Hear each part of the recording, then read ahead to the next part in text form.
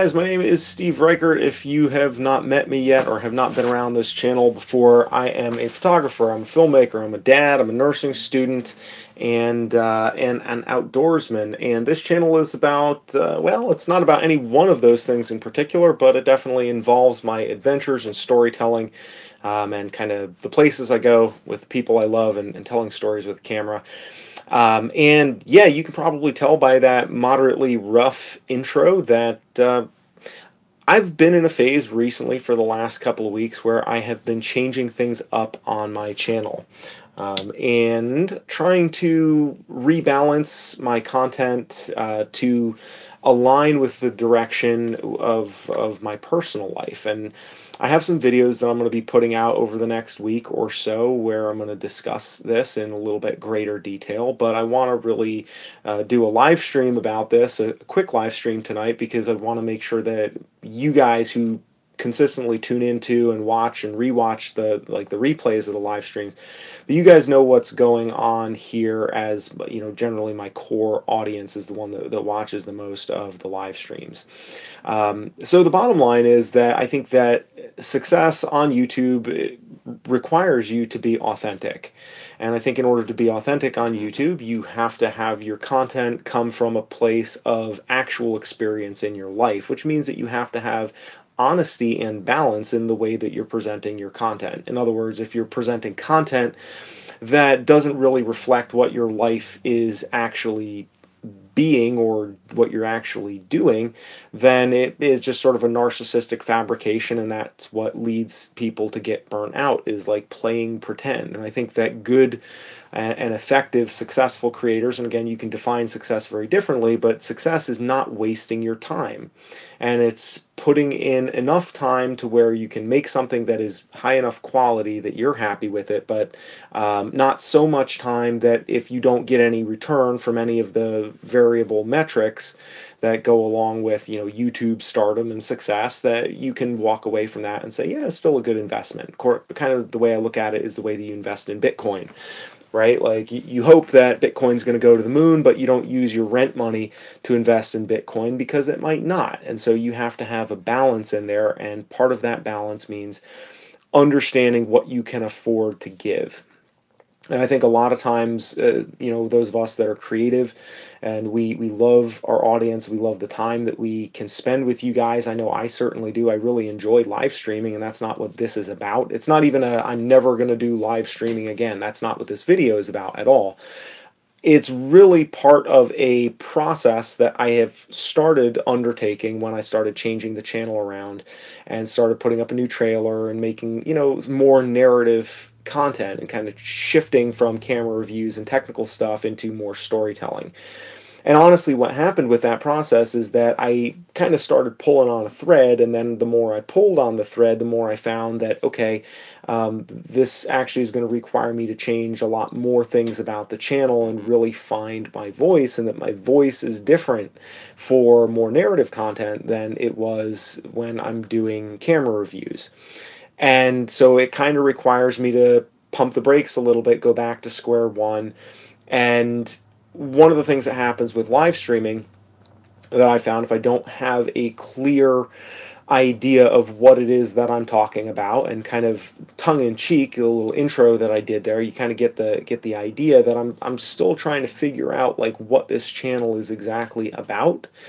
And live streams that are just conversational and like, hey, let's just hang out, those are really, they make it more difficult and more challenging for me to really wrap my arms around specificity with regards to this channel. And so one of the things that I firmly believe, and I know some people may not like this, and that's kind of, hey, that's one of the things you got to put out there. But as a creator, you have to be a little bit selfish sometimes so that you can actually distill the items that you want to give to your audience. And so sometimes that means when you don't have anything to say, to be able to say, you know what, I need to step away a little bit and I need to listen. And basically, that's what the process is that I'm undergoing within YouTube as a whole. It's not a matter of trying to publish less content. It's not a matter of trying to live stream less, but it's a matter of developing a rhythm again for a new style of content and a new focus in my content, and to do that in a way that when I come on to live stream, that I actually have something to talk about, and that I have something to discuss, rather than saying, hey, like, I like you guys and you like me, let's all hang out. And I think that's cool. But I think there's right now, that's kind of making it difficult for me to really align my focus. So the thing that I'm really trying to step away from is really the structure of having to say, okay, on this day at this time, I am going to do live stream consistently every time, because I'm kind of in a listening phase where I need to be able to say, okay, you know what, if I have something to say, I'm going to go on there and say it. But if I don't have something to say, I'm going to take a little time to, maybe spend another day or two, or to go on this trip, or to have this experience, so that when I come back, I actually have something to talk about, rather than saying, oh, I got to let everybody down by saying, oh, no live stream this week, or what have you, like. So I think there are some changes to the channel that are going to be happening in that regard, that ultimately it's a matter of time. It's not something where this is my vision for like what the channel is going to be moving forward, but really it's a matter of saying, here's what I need to do right now, because finding my voice, it's like any of the creators that any of you enjoy watching, and you know I believe that ultimately a creator who knows what it is that they're saying and why they're saying it, and they have a good, clear sense of who they are and why they're there, I think that's what can make somebody who talks about even the most esoteric and boring thing really interesting, if they have a very clean alignment with their motives, their purposes, and their what they have to offer. And I think on some level also there's a need for creators to be a little selfish, and to say, if I'm going to offer something to other people, I can't come into that transaction empty. I can't come into that without first taking the time to listen, and to have a real get enough space in which to maneuver myself around to be able to be useful. So that's kind of the meat and potatoes there. I see some of you guys checking in. I see Tiff here. I saw Robert earlier, although I don't know if he's still on. Good evening, Tiff, Andrew, anybody else that is here. Again, I'm not saying I'm not doing live streams anymore. What I'm saying is, like, I need to break away out of the schedule and the obligatory nature of what live streaming has been for me up till this point, because I'm really trying to find my sea legs again on this channel, because shifting the content was actually a bigger shift than what I anticipated. It's not just saying, oh, I'm going to kind of turn the camera a little differently, and I'm going to shoot stuff a little differently, and everything is the same. It's really, my life has changed a lot, and so that is reflecting in the content. And it's sort of, it's a little, not to be dramatic, but it's a little bit of a crisis, like, who am I? What am I doing here? I don't know who I am in digital media anymore. That's kind of the deal. And like, you throw stuff up in the air, like you shuffle the deck, right? You have all these cards of these things that you're interested in, that you're good at, that you're able to do, and the time that you have available, all these different resources. You shuffle that deck, and then you have to kind of deal it out to your audience with what you have. And when I reposition my content a little bit, what really was happening was I really have to shuffle and reshuffle the deck, because if I only shuffle one or two cards around and I'm still dealing the same thing out without shuffling, then I'm really not changing anything. And the reason why I opted to change stuff around in the first place is because it wasn't working, and there was a little bit, it was out of alignment. There's the content that I was trying to produce wasn't really in alignment with where I am in my life anymore, and it was creating a disconnect that was just not working for me. And so some of this may be a little oversharing, maybe a little esoteric, not super relevant to everybody, but I want you guys to understand that it's not like that the videos aren't doing well enough and so it's not worth it, or something like that, or that I don't enjoy these live streams, because I really do.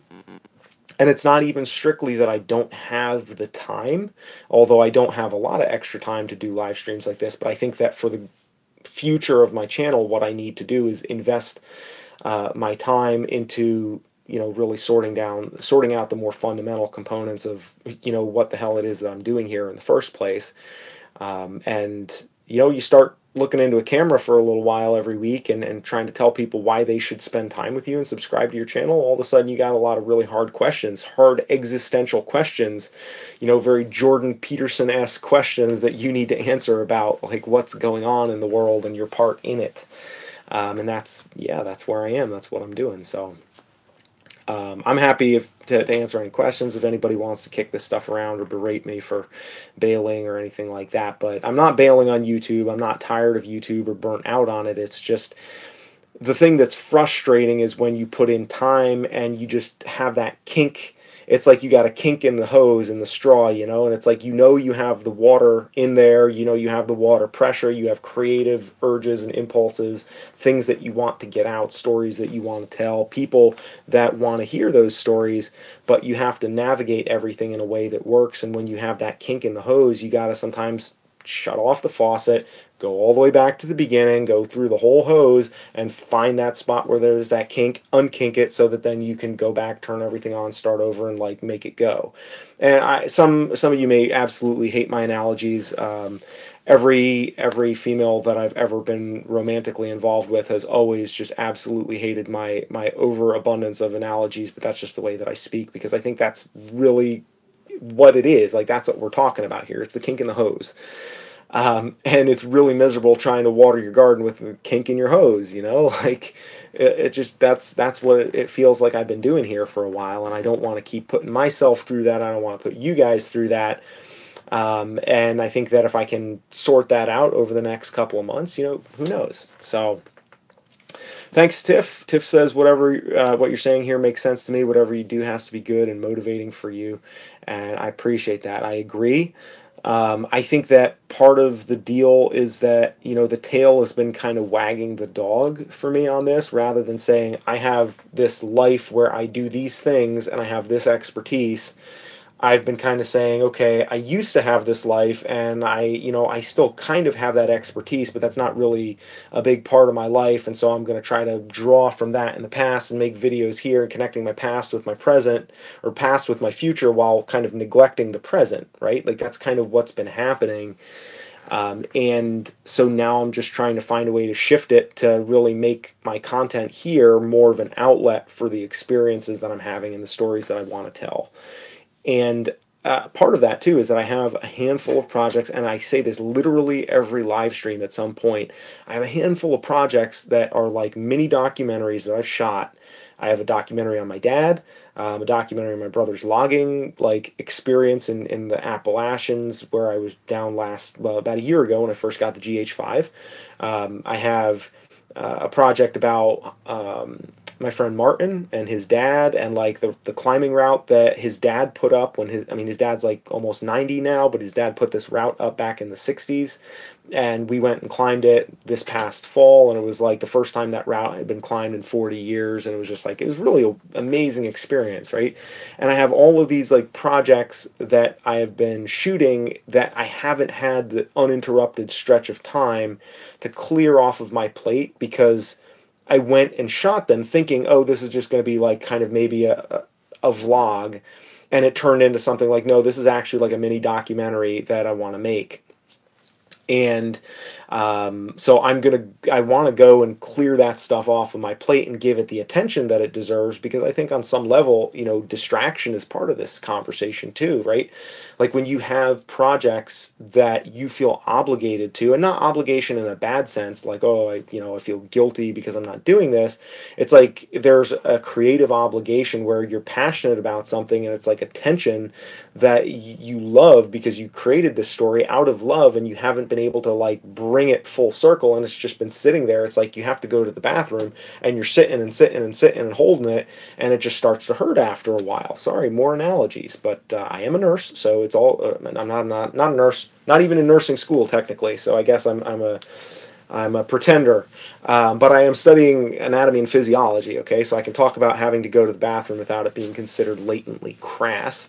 But it starts to hurt, and bathroom pains, creative pains, I think labor pains, we could, anything that's in that has to come out, right? Like, that's kind of what happens with creative stuff. Good evening, Peter. I think that that's kind of what happens, and what's been going on with me is that I have, that's definitely part of the process, and also shifting the content of the channel, that's part of it too. So there's a few processes at work. It is messy. It is certainly not going to be of interest to a lot of people. And the biggest thing for me is that I need to get my life back together.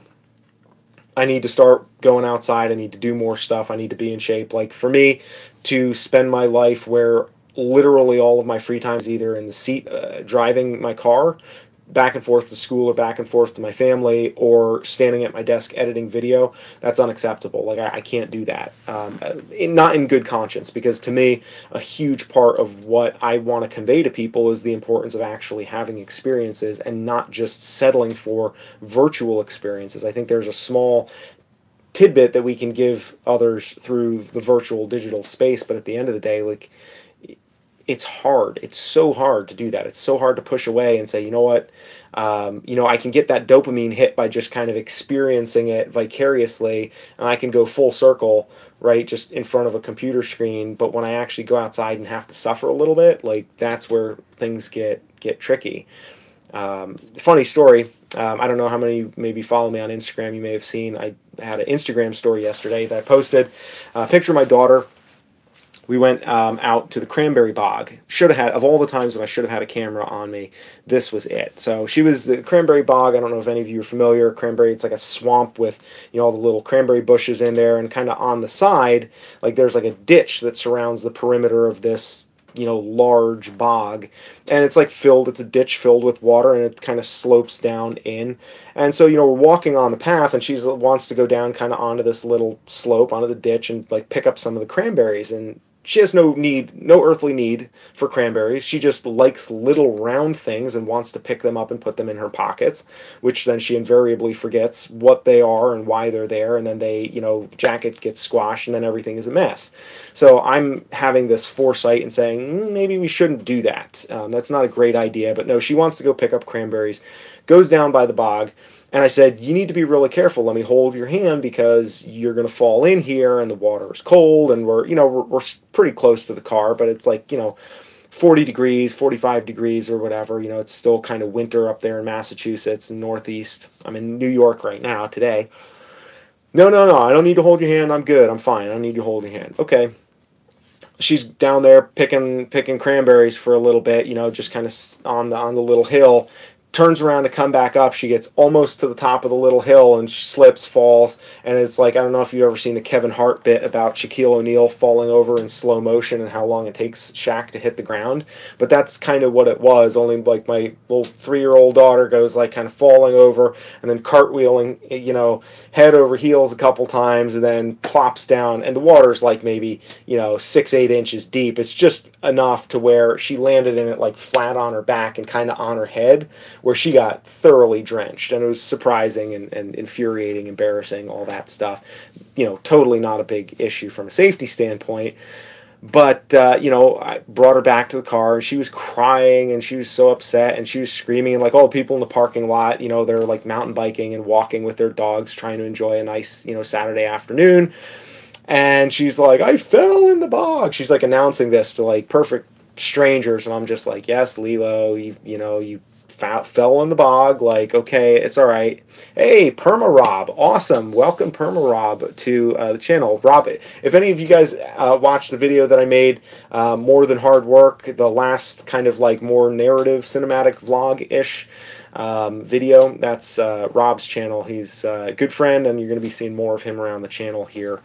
So welcome, Rob, good to see you, and thank you for the compliment on the shirt. One of my favorite flannels. But anyways, the whole point about this is that, once I got Lilo back to the car, we got her out of the wet clothes, got some of the heat on in the car, and I told her, I said, this is the point of adventure. Adventure is not watching little Einsteins on the couch and like, that comfortable investment in the idea of adventure. Adventure is falling into a frickin' cranberry bog and getting like grass and mud all in your hair and down your jacket, and like being a little bit embarrassed and having to come back and bail out. Like, that's what adventure is really about. And it's really easy to put that idea out there and sell that. I mean, look at Instagram, look at YouTube. It's something that happens. It's very commonplace, and it's something that I've done a lot myself. But I think that, it's really important for me not to lose the forest for the trees here, and to make sure that what I am putting out on YouTube and what I'm giving my audience, that I'm not giving you guys something that I'm not actually able to have for myself too, and that I'm doing it in a way that's really authentic, and not being a hypocrite and giving you guys something really good and then living my life where I'm just standing in front of a computer and going to bed every night with swollen ankles because I can't move around at all because I'm glued to a computer constantly. And I say that kind of tongue in cheek, but also kind of not. Because it's a compulsive thing where you're like, man, I got to do the next one and the next one and the next one. And it's like, I love hearing feedback from you guys. I love your involvement. I love your support. Like, literally, I'm not just saying that. It means a huge amount to me.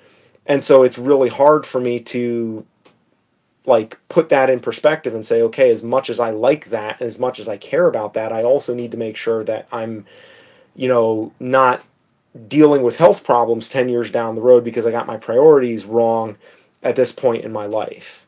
And I think that, looking at the long term, even when I look at everything, I say, okay, what if I kept doing what I'm doing on my channel right now? The time I'm putting in, the compulsiveness and the effort, what if I just keep doing this? What if somebody said, look, I'll give you, $10,000 a month to do what you're doing now? Would that make it any better?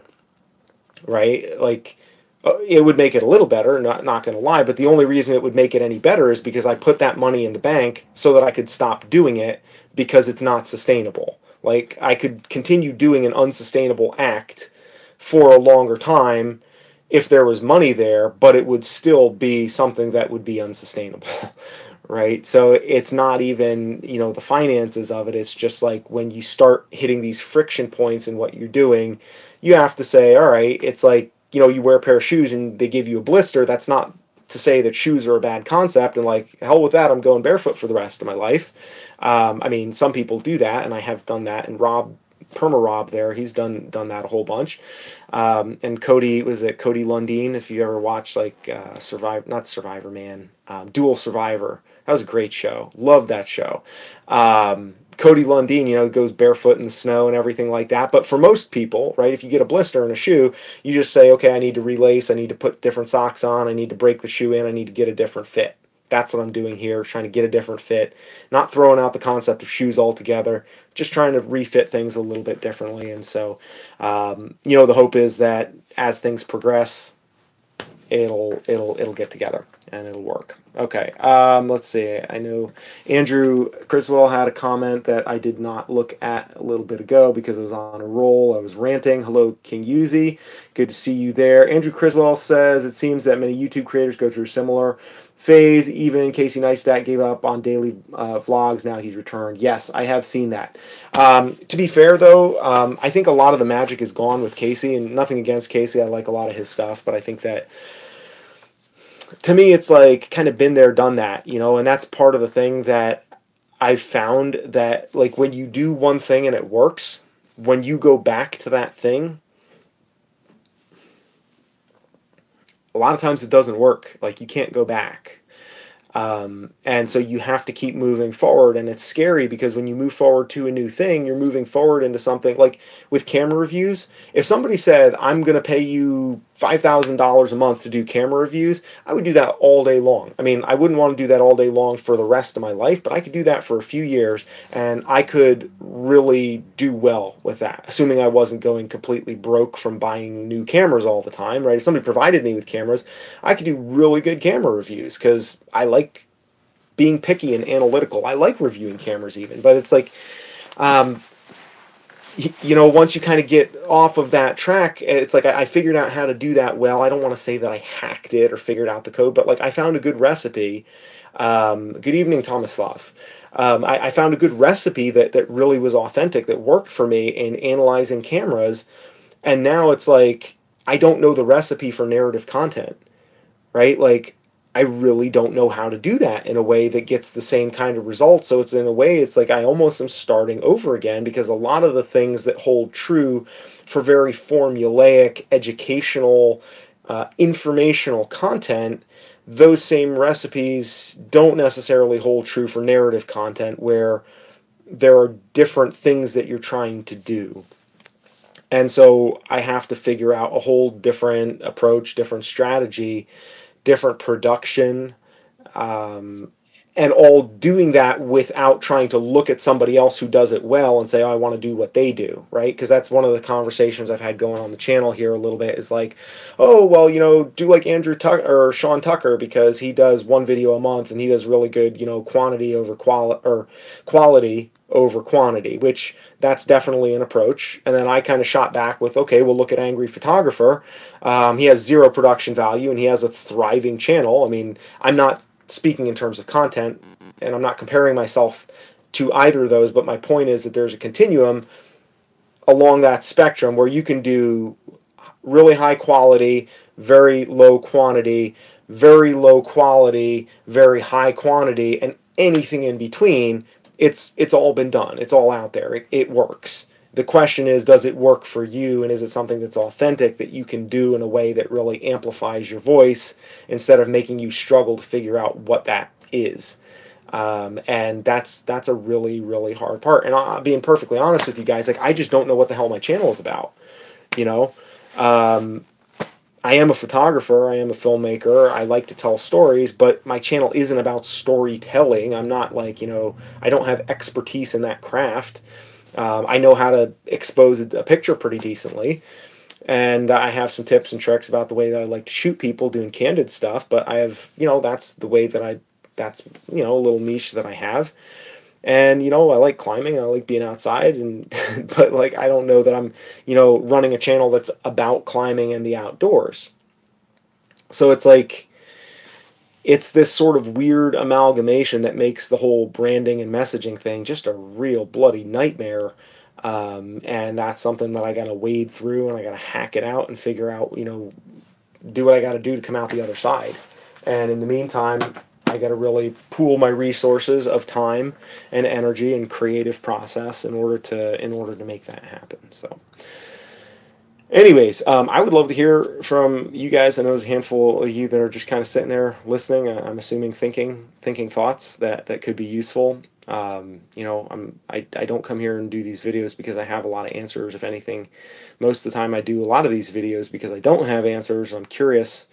And Tiff, I know, has given me some really good ideas and feedback about, kind of just making the channel more about where I am and my journey, and kind of, being the character in my story, in my vlog, and allowing that to kind of take me between various different items until, I'm at a point where I feel comfortable settling on one topic and saying this channel is about X, Y, or Z. And I think that's a really good idea, and that's kind of the idea that I'm settled on right now, that I'm thinking about. It's just, it's scary kind of trying to make content about something when you feel like you don't have a solid container in which to put it, because you could put really good stuff in there in that container, but it's like, if you don't have a good container and a good platform and a good tight messaging and branding for all of that, then it's just like, you can waste a lot of time. And like I said at the very beginning of the live stream, to me, success on YouTube and honestly everywhere in life is just not wasting your time. And at the end of the day, if I come to do a live stream and I don't really have anything to say to you guys, and I don't have anything to give you, then I'm wasting my time and I'm wasting your time. And that's the opposite of, like, I'm literally, by the metrics that I measure success with, I am knowingly making you less successful. I'm impinging and inhibiting your ability to be successful in life. I'm wasting your time. Perma Rob says self-discipline is the key to material success. That is true. I could see that. Although it's ironic that, that there's a certain level to which material discipline is, but like, yeah, that's a tough one. I don't know if I can necessarily wholeheartedly buy into that one, Rob. At least as far as it goes here on YouTube, because in order, like, you have to kind of get it's almost like, I'm learning karate, and instead of figuring out how to make a fist properly, I'm like skipping that and just trying to figure out how to put my head through a cinder block. you know?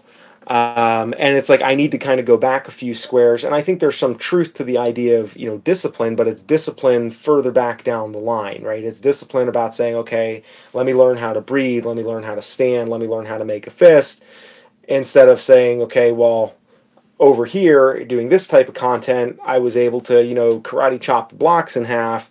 Now I'm doing something a little bit different, and I have to go back to square one, you know. And so, like, discipline, I guess, could mean, you know, discipline could mean going back to, you know, being disciplined about the way that you go back to square one.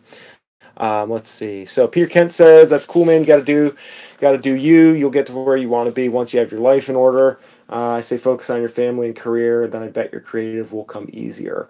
I tend to agree with that, and that, you know, I'm with you, and that's what a lot of this is that I know that nobody, you guys and myself, like, it's not like I'm just going to bump into it and it's like, oh, there's the answer. It's like, it's kind of like climbing a mountain. You got to climb up and get to the top, and it's like along the way you'll see more and more, and then at some point you realize, oh yeah, like, that's, I'm on top of it, I can see it. And it's a process of removing obstructions rather than trying to get a thing. And that's why I don't want to say, oh, like, I'm going to take 2 weeks away or whatever. It's like, I'm not necessarily taking time away. I'm just kind of giving myself a little bit of freedom from the structure of how I interact here on YouTube in order to be able to really prioritize my life correctly, and then let the storytelling and the YouTube stuff grow out of that. And I think that's kind of, you know, I think that might be sort of what you guys are saying. King Uzi says, why complicate the narrative side of videos? All you need is a subject, a beginning, a middle, and an end. Yeah, I don't know how to answer that. You know, I'm overly analytical. Maybe that's the best answer I got for you. I like to have, I gotta have, it's gotta be, you know, I like having nice sharp corners, square edges, you know. It can't be too, in other words, there has to be something tying all of that stuff together. I agree on a standpoint of an individual video, but a lot of it is, I think a lot of it comes from, you know, what I'm struggling with right now. It's more systemic across the entire channel of saying, okay, like, what is my focus and what am I doing across this entire channel, as opposed to saying, okay, how can I do with this one story? And that, honestly, Yusuf, that's one of the reasons why I want to prioritize the projects, the mini documentaries that I've shot over the last year that I haven't posted or I haven't edited, because I've been really tied up with trying to make, you know, trying to feed the algorithm here, basically, on YouTube.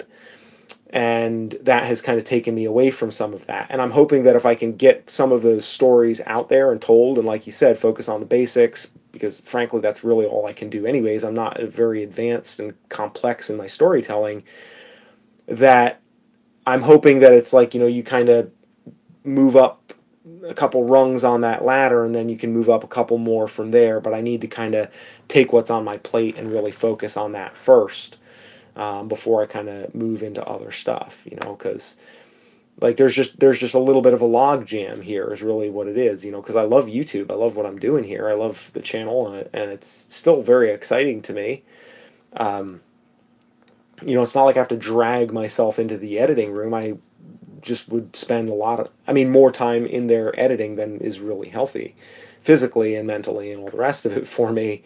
And like last week, I kind of pulled an all-nighter and like studied just like right up until my anatomy and physiology test, and I got 100 on it, which, you know, was nice, but still, like, you know, I shouldn't be shaving it that close with my studies. You know, I need to put that stuff first, and then I think, like Peter said, you know, it'll come from there. And there definitely, like, there's no shortage of stories that I have to tell between what I'm doing with my life and people around me and things that I'm noticing and experiencing. So it's just a different way of looking at content, and it's a little bit more, it feels a little more risky, because when you're telling a story, there's way more room to screw it up and to fail, I feel like. You know, if you're making a video about, like, this is what I think about this camera, I mean, I'm sure you've seen camera reviews like this, which is one of the reasons I've admitted this many times. Is one of the reasons why I went and kind of kept going with camera reviews is that like I could talk about my experience using a camera, not have to get into numbers and citing specs and details on the camera really at all, but just kind of give my opinions. And it's like without having to worry about being right or wrong, as long as I'm being honest. And then as long as somebody reacted to that, it's a successful video, more or less. And to be fair, like in the camera reviewing space, and people talking about photography, people appreciate that sort of honesty and candor. The problem is when you're telling a story, you can be really honest and your story can really suck. And you can, you know what I mean? Like there's definitely more moving parts there that you have to get ahead of. And you can't just, riff on it and hope that something comes out. And so there's a lot more tension in that creative process of that story where you really have to get out in front of things and say, okay, I'm envisioning this happening and I'm going to try to shoot it like this, and you have to put more intention into it. And that's a hard and scary thing. But I think your point about starting small and just go like very, very, very small and then gradually work up. I think there are some, overcomplicating things is absolutely what I do. So your point there is 100% accurate and very well taken. That's part of the way my brain works. I like to overcomplicate things, and I like to have explanations for things. You know what I mean? It's not even that I like to overcomplicate things. It's just I take a look at one thing and I'm like, okay, what's tying this in here? I want to know all the different strings that are connected. And I see this even in the way that I learn with anatomy. It's like if I have to remember the name of a muscle, that doesn't help me. But if I know that it's like, the iliopsoas muscle, which is the one that you use to do leg lifts, which is also what butchers call the loin, and that's like, you kind of put more things, you connect more things to it, and you know more detail, then that's something where I can really wrap my head around it and connect it with it. But if I just have to remember this weird sounding thing, it doesn't dig in there. And I think that's, for me, a lot of the reason why I choose to, like, subconsciously, because I don't intentionally sit and say, how can I make this stuff more complicated? But that's just a process that happens naturally in my head, because that's the way I understand things, is I have to unpack them and connect them at the same time to all these other things, because then that makes me feel like, okay, like I've connected this thing. It's not this freestanding thing that just hovers by magic and spider webs in space. It's a real thing with support structures and relevance in life, and that's where it belongs, and that's what I want to do with things. But it can certainly be, you can overdo any type of good thing, right? Like that's one thing I think that is a fair critique. And yes, Rob, you do have that on record, although you have lots of stuff for me on record, because we have lots of interesting conversations. Peter Kent says, yeah, you can't schedule creativity unless you just want to be a cookie cutter and copy paste old ideas. At least that's what I've learned working on event videos over the years. Yeah, then that's the thing, so I totally agree, Peter and King Yuzi. I see what you said there about following your own advice there, Yusuf. That's 100% accurate too. The cookie cutter thing is the thing that I'm really trying to avoid, because I don't want to try to follow what other creators are doing and use that as justification for what I want to do. I just want to kind of get a little bit quiet and be able to hear some of the stuff in my own head, so that I can do what works for me, so that I can actually do more of it and really be creative rather than follow iv. I know that that's not a word, but you know what I mean. Like to really have more of a focus on the creative side of things. And like creativity is not just about making something that is aesthetically appealing in the same fashion as what somebody else makes. Right, it's a whole different ball of wax, because you really have to force yourself to start from square one, square zero, something like that. And Yusuf, what you're saying about following your own advice, that's another really good point, because how many times, if somebody came on this live stream and asked me this question about like how do I figure out what my channel is, like I'd be able to give them a real I would have not all the answers, but like I could rattle off a list of things that would sound really good in terms of like, this is what's wrong with your channel, or this is what maybe you should try doing, or how you should approach it. But like when you're, it's like everybody's got that friend that gives really great dating advice, and you listen to them and you're just like, man, you have a good idea. How come the last like couple relationships you've been in are just like train wrecks, you know? But yet they give really good dating advice to like all their friends, and you're like, how do you have like, how does that work? How's there that disconnect? And like, I definitely, that resonates with me a whole bunch, because, you know, I have a lot of ideas that I could give to somebody else, but when it comes to being objective and really looking honestly at my own channel, and really the hardest thing is, you know, the hardest thing at this point is to kind of get out of my own way and say, all right, like I got to make a decision what it is that I want to say. And then I think after that, everything else is a matter of, you know, just reframing that same thing. I mean, in a lot of ways, it's what all the, you know, the storytellers that we follow on here, they all have a general couple of themes that all their videos follow. And I don't even mean like the format or the structure. I mean just general themes about creativity or about life or whatever. And they repackage it to follow them through different scenarios, but it's all the same kind of thing, you know. But yeah, so Peter says people with the best dating advice are the people who know what they did wrong. There's that too. Although I found a lot of those people with, you know, with the train wreck, in the train wreck scenarios, who have no idea what they did wrong, or they have a really good idea conceptually what they did wrong, but then they repeat the exact same things, and it's like, wait a minute. Like, you know, 3 months ago we had a conversation about this exact same thing. Like, don't you see some parallels here? Like this and that. It's kind of like the same thing. It's like, oh, no, it's totally different. It's totally different. You know, when it's not. Anyways, so that's where I'm at, guys.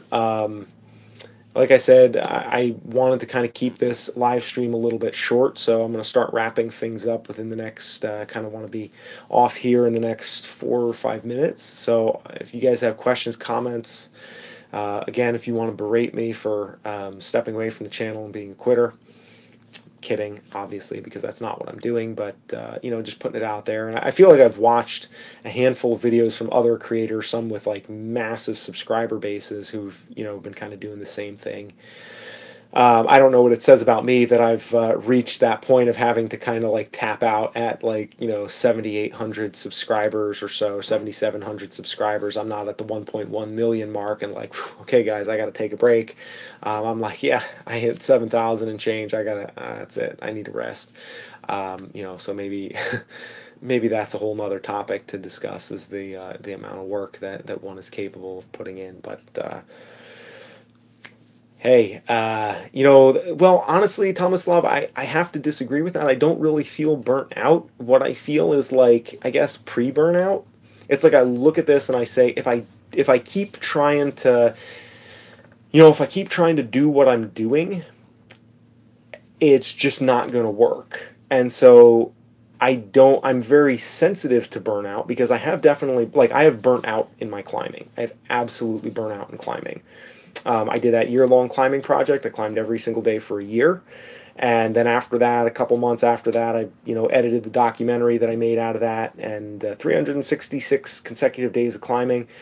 That burned me out. I went and climbed Kilimanjaro a few months after that, and then like pretty much after that, it was just like, you know, I've been climbing a few times since then, and this was in 2013. But for the last 5 years, I'm just kind of like, nah, no thanks. And so I'm really sensitive to not wanting to burn out, which is one of the reasons why I quit, you know, trying to do this stuff as a main source of income professionally and went back to nursing school. And I really do enjoy YouTube, and I do enjoy making these movies, because it's you know, I've kind of become obsessed with capturing time. You know, it's like, it's almost like immortality in a way, where you can have this, and yet it's not, too, because then you go back and watch something, and like, no matter how many photos and videos and how good they are and how well done they are, it's still very, very different than the actual experience, of course. But, you know, I really love doing that, and the last thing that I want to have happen is to kind of detach myself from a conscious introspective process, right? So a conscious process where I'm deliberately looking at what I'm doing and asking myself questions and making sure that I'm like in control of what I'm doing, that I'm not compulsively just like, I gotta make videos, gotta feed the algorithm. And there are some times when, I kind of felt that starting to happen the last couple of weeks, where the video I made actually with Perma Rob there, like I put a lot of time into that. I mean, relative to, pretty much an entire week's worth of, more than a week's worth of free time into that one video, and it did very, very poorly, based on like, the statistics of it, like the analytics of it. I was so happy with the way that the video came out. Like it looked beautiful, the story was there. I was really happy with it, but the algorithm wasn't. And it kind of made me think like, okay, I need to make sure that I'm not getting too sucked up in the wrong motivations for the stuff that I'm doing. And I also have to make sure that I'm allowing myself the time to step away from this, to where, if I'm trying to keep up that constant publishing schedule and I put a huge amount of effort into one video and it kind of falls flat in the analytics, and then it's like I don't have time to kind of emotionally recover from that and be like, okay, I just like put a huge part of myself into a video that most of my audience is never going to see now, and just it, for whatever reason, it didn't hit the mark there, or at least it hasn't yet. Maybe it will. Sometimes these things take a little while. It's a longer curve. But I need a little time to just kind of relax and unwind, and not have to feel like, oh man, Tuesday morning's coming, I gotta have something, got Johnny on the spot, and like kind of go, go, go. But also at the same time, on the other hand, right, you don't want to get so lackadaisical to where you're just like, oh, that was my monthly video, I'm gonna, see in a couple of months, and you just kind of forget about it. Like, I don't want to go that far either. So it's just really about trying to achieve that's watching the analytics. That's the hard part. There's absolutely some truth to that, about not watching the analytics and just kind of keeping the success measurements based on things that you hold internally, So yeah, Tomislav, like you say, we're juggling a lot of things here, and I think that's part of the, ultimately what I think is going to emerge as one of the themes of this channel is the creative aspect of life, when you have to really live your life and be creative, right? It's not like my life is that of a creative. I don't have a creative life. I have a very, normal life, and I have a pocket of creativity that needs to live in and with and coexist there, but without upsetting the balance. And that's, maybe that's kind of some of the theme. I think it is, anyways, that goes along with what we're doing here on this channel. So definitely appreciate your input, your insight. And guys, if you have any questions, comments, additionally, you can always, of course, throw them in the comments below. I'm gonna get back to, I got a bunch of homework that I got to do, and I got 2 tests this week, one in A&P, one in micro. Biology, so semester's drawing to a close. Currently, I have a 4.0 average, so you'll be, very proud to know that at least the time that I'm sacrificing on from the live streams, at least, is not getting completely, completely, I'm not just sitting around playing video games or something. Not that there's anything wrong with that, right? King Yusuf asked, what are my thoughts on distance learning? I'm looking at getting a degree in the evenings after work. I think it depends on what kind of learner you are. If you know that you're able to really maintain a very strict creative schedule, and that you're able to limit your, distractions and your inputs, and you're able both logistically, right? You don't have family, roommates, friends, girlfriends, whatever, neighbors popping in, parents, bothering you, and you know that you can set aside time to do that, then as long as you don't ever fall off the wagon, you could do really well with the distance learning program. The problem is that distance learning programs, they're very challenging, because most of the time people to whom distance learning appeals, it appeals because they say, oh yeah, I've got a busy life, this way I can do all of those things. And the problem is that distance learning is just as hard, if not more difficult, than being in a regular classroom, because in a regular classroom, you don't have to, tell your friend that you can't go out and hang out with them, or that, you can't watch TV and Netflix for a while. Like you have a certain amount of that taken out of your hands, and you have other people holding you accountable. Whereas distance learning, it's like, you're on your own, bud. Here's the stuff that needs to get done. And so you may not necessarily get as much out of that. Take care, Rob. Say hey to your grandfather for me. So I personally, I don't love distance learning classes, especially if it's something. The one caveat there is, like, let's say you're just trying to finish up a degree so that you can get full-time tenure at a job that you're doing. They just need you to have 2 or 3 extra courses to finish up your degree so that it's all official, and then you can keep doing the thing that you're really interested in, which isn't what the subject matter what the subject matter is that you'd be learning about remotely, right? In that case, and you just need the credits and you want to get it done and out of the way, distance learning is probably a good option, and that way you're done. But like for me, with stuff like nursing, or if it's something that you need to retain this information, it's worth it to go put yourself in a classroom environment and really buckle down and learn, because you're probably not going to be able to retain stuff as well over the distance. Yeah, so it's a degree in photography, and I don't want to quit my job to do it.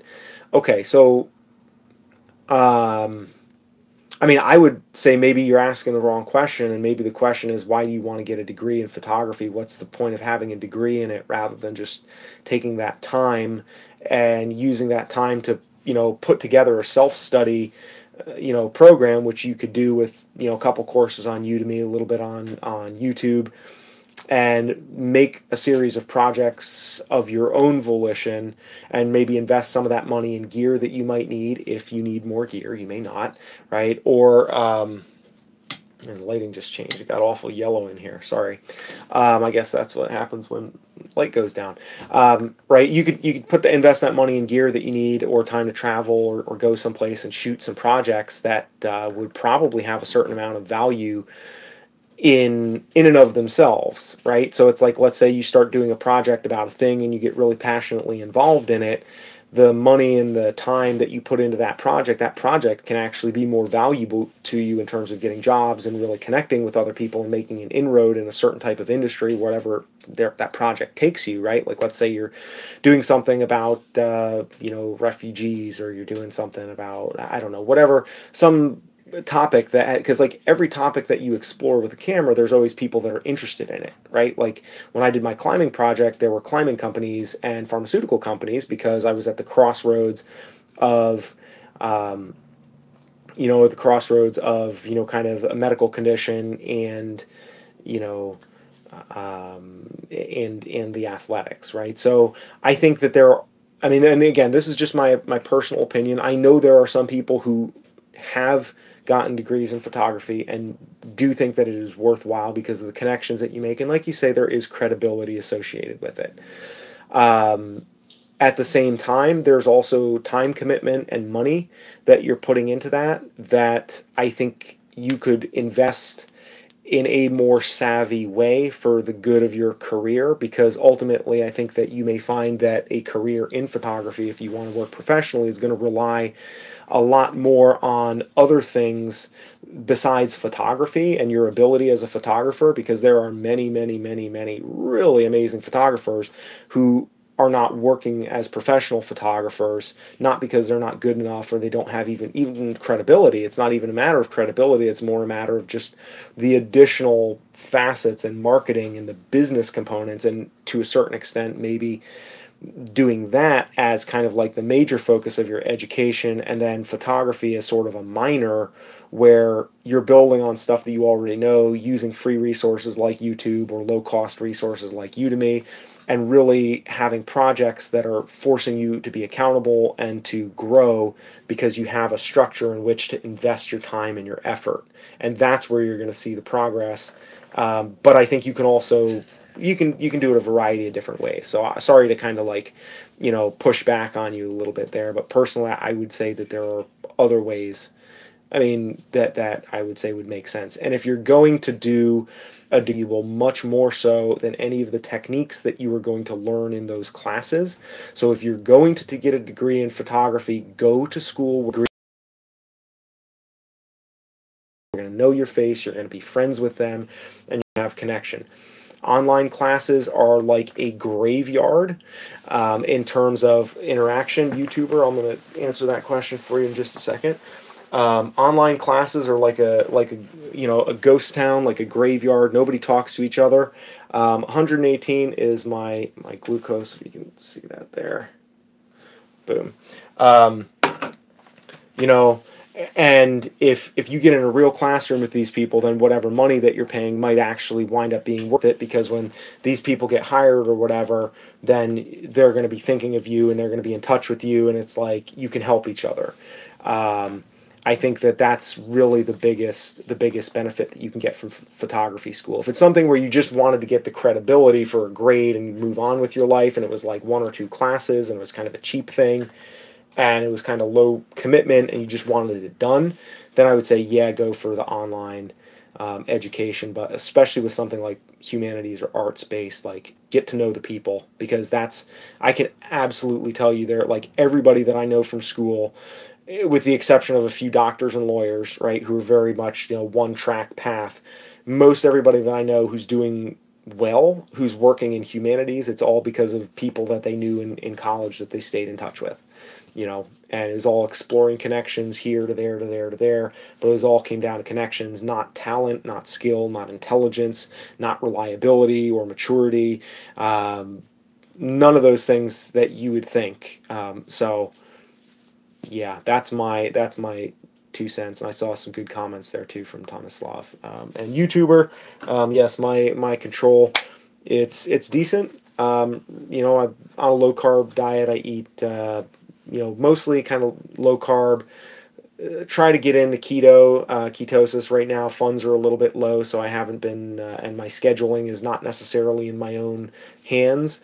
So as much as I would like, because I have different things going on with classes and all that other stuff. So instead of doing full on keto, I've been just doing low carb, intermittent fasting, and it works really well. Works wonders to stabilize the blood glucose. So highly, highly, highly recommend that. I have a playlist about that if you're wondering, if haven't seen that on my channel. I have it buried somewhere on my homepage there. You can check that out. So anyways, guys, good talk tonight. Actually under an hour, so that's pretty short for a live stream for me. And I appreciate the thoughts, the comments, and yeah, all that good stuff. So hope to hear from you guys, see you guys around. Make sure you enable notifications if you want to get my videos, because again, I'm not going out of my way to please the algorithm. I'm trying to figure out how to reposition myself and my content and my channel to be able to kind of get back up on my feet here. And if you want to stay connected, enable notifications. I promise you that I will not be inundating you with tons of spurious notifications. I'm not going to do like angry photographer style and just like, start dropping stuff on you constantly. It's going to be, right now I would say probably at least one video of some sort at least a week. And I'm going to keep out there, but I'm also going to be a little bit more flexible in the way that I approach it, specifically with the live streams. So anyways, guys, that's all I got for you. Thanks for taking the time. Make sure to subscribe, notifications, all that fun stuff. And yeah, nice chatting, and we'll see you guys on the next video sometime this week, probably Tuesday or Thursday. All right, gang, have a good one.